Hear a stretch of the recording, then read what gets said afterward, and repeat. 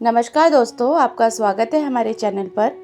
आज हम महाभारत के उस सबसे चौंकाने वाले रहस्य को सुलझाने जा रहे हैं जिससे सदियों से हमें उलझा कर रखा है। क्या आप कल्पना कर सकते हैं कि धर्म का शाश्वत अवतार मानने जाने वाले सत्यवादी युधिष्ठिर को भी कुछ क्षणों के लिए नर्क का दर्शन करना पड़ा, और वहीं घोर अधर्मी दुर्योधन को स्वर्ग का स्थान मिला। यह कैसे संभव हुआ? क्या धर्म, न्याय और कर्म का पूरा समीकरण ही गलत था? रुकिए, महाभारत की यह अंतिम कथा हमें सिखाती है कि धर्म की परिभाषा स्वर्ग और नर्क के सुख दुख से भी ऊपर है। इस पूरी घटना की शुरुआत कुरुक्षेत्र युद्ध के दौरान युधिष्ठिर के एक छोटे से असत्य से हुई। जब गुरु द्रोणाचार्य को हराना असंभव था तो कृष्ण ने एक योजना बनाई। युधिष्ठिर को यह घोषणा करनी थी कि अश्वत्थामा मारा गया। जब युधिष्ठिर ने अनिच्छा से कहा तो उन्होंने जानबूझकर फुसफुसाहट में एक वाक्य जोड़ा, नरो व कुंजरो, यानी पता नहीं मनुष्य या हाथी। यही वह पहला और एकमात्र असत्य था जो युधिष्ठिर ने अपने पूरे जीवन में बोला था। धर्मराज युधिष्ठिर का रथ जो हमेशा भूमि से 4 उंगल ऊपर चलता था, उसी क्षण भूमि को छू गया। यह असत्य भले ही धर्म की स्थापना के लिए बोला गया हो, लेकिन कर्म के खाते में एक पाप तो दर्ज हो गया था, और इसी एक पाप की कारण नियति ने उनके नर्क का द्वार खोल दिया और युद्ध समाप्त हुआ। पांडवों ने अपने जीवन की यात्रा पूरी की और हिमालय की ओर महाप्रस्थान किया। इस यात्रा में एक कुत्ता युधिष्ठिर के साथ चला। एक एक करके द्रौपदी और उनके चारों भाई गिरते रहे, लेकिन युधिष्ठिर अडिग रहे और वह कुत्ता उनके साथ रहा। जब इंद्र अपने रथ पर युधिष्ठिर को स्वर्ग ले जाने आए थे तो युधिष्ठिर ने एक शर्त रखी कि उन्होंने कहा कि यह कुत्ता भी मेरे साथ नहीं छोड़ेगा और वह भी मेरे साथ स्वर्ग चलेगा।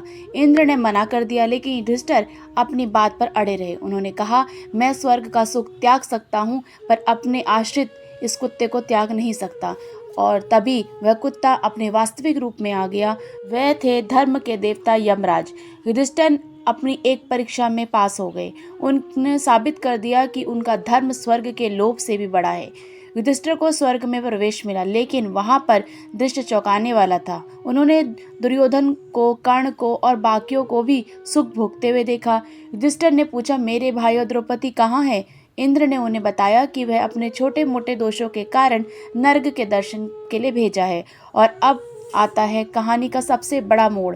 देवदूत युधिष्ठिर को भी एक भयानक, अंधेरी और दुर्गंध वाली जगह पर ले जाते हैं। वहां अपने भाइयों की पीड़ा भरी आवाज सुनकर युधिष्ठिर ठिठुर जाते हैं। वे स्वर्ग के सारे सुख को एक पल में ठुकरा देते हैं। वे देवदूत से कहते हैं, जाओ और इंद्र से कह दो मैं यहीं रहूंगा। जिस स्थान पर मेरे बंधु है, प्रियजन है, वही मेरा स्वर्ग है। उन्होंने अपने लिए मिले क्षणिक सुख को त्याग दिया, अपने की पीड़ा से भागीदार बनना चुनना। यही था वो युधिष्ठिर का अंतिम और सबसे बड़ा धर्म। जैसे ही युधिष्ठिर ने यह घोषणा की, नर्क का वह दृश्य अचानक गायब हो गया और वह जगह सुगंधित और प्रकाशमय हो गई। इंद्र प्रकट हुए और कहा, पुत्र युधिष्ठिर, तुम उत्तीर्ण हुए। यह तुम्हें अश्वत्थामा के नाम पर बोले जाने के लिए, छोटे से असत्य के लिए, क्षणिक भर के लिए प्रायश्चित था। दुर्योधन को स्वर्ग क्यों मिला? क्योंकि एक क्षत्रिय होने के नाते उसने अपने नियम के अनुसार युद्ध किया और वीर गति को प्राप्त हुआ। क्षत्रिय धर्म के अनुसार उसे युद्ध भूमि पर मृत्यु का पुण्य मिला, लेकिन यह स्वर्ग क्षणिक था। और युधिष्ठिर, उन्होंने साबित किया कि वो धर्म और सत्य स्वर्ग और नर्क की सीमाओं से परे हैं। उनका स्थान किसी भी लोक से ऊपर है, धर्म के उच्च सिंहासन पर थे। दोस्तों, महाभारत का ये उद्देश्य हमें सिखाता है कि जीवन में कोई भी व्यक्ति पूरी तरीके से पुण्यवान या पापी नहीं होता। छोटे से छोटा असत्य का फल भोगना पड़ता है, पर अंत में हमारे सबसे बड़े त्याग और सत्यनिष्ठा ही हमें जीत दिलाती है। आपको ये कथा कैसी लगी? युधिष्ठिर के इस बलिदान पर आपके क्या विचार हैं? कमेंट बॉक्स में अपनी राय जरूर बताइए और वीडियो को लाइक करिए, शेयर करिए और ऐसे ही गहरे धार्मिक रहस्यों को जानने के लिए हमारे चैनल को सब्सक्राइब करना ना भूलें। मिलते हैं अगली वीडियो में। जय श्री कृष्णा।